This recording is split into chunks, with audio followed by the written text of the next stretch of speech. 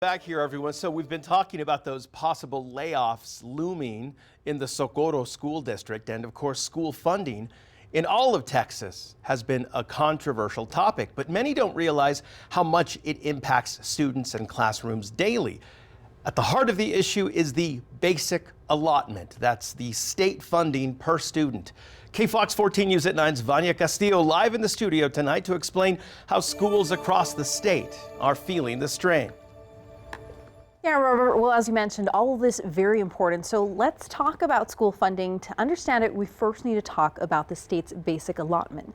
Now, this is the base amount of money the state provides for each student attending a public school in Texas.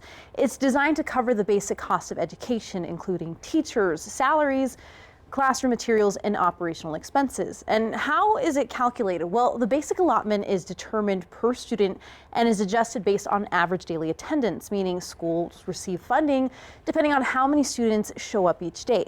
Now, this is basically what that formula looks like. Now, the system incentivizes districts to maintain high attendance rates, and the basic allotment can also be adjusted for other factors. But in recent years, it hasn't kept up with inflation, meaning schools have less purchasing power than before. Now, the last major increase came in 2019 through House Bill 3, which raised the allotment to $6,160 per student. But since then, no increase, even as the cost of educational materials, salaries, and services continues to rise.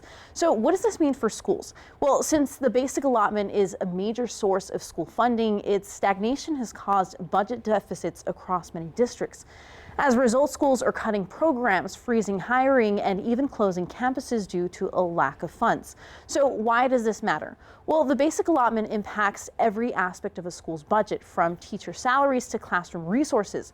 Without increases that reflect today's economic realities, schools struggle to maintain quality education and adequate support for students. This funding system is a major reason why Texas public schools are facing financial challenges. So what can you do? Well, school funding is determined by the Texas House and Senate through the state budget and education bills. So call your elected officials and make your voice heard. Reporting from the studio, I'm Vania Castillo. All right, Vania.